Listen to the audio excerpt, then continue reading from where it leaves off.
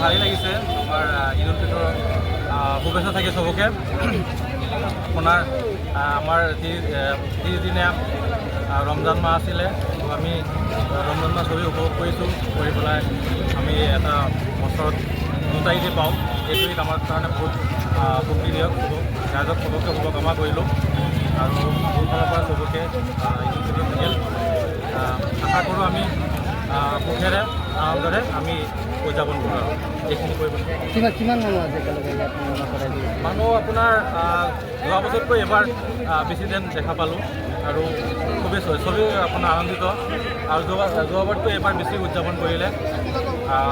আৰু এইখিনি দেখা গৈছে দুবাৰকৈ নমাজ আদায় কৰিব লগা হৈছে যিহেতুকে মানুহক ইয়াৰ স্থান দিব মানুহৰ জেগা অভাৱ মানুহ আপোনাৰ বেছি আৰু বহুত দূৰৰ পৰা আহিছে আৰু চবেই মানে একেলগে মানে এই উপভোগ কৰিব বিচাৰিছিলে চবেই সকলে মানে সহযোগ কৰি পেলাই আপোনাৰ নামাজটো আদায় কৰিবলৈ চবেই সংযোগ দুবাৰত সম্পূৰ্ণ কৰিব হয়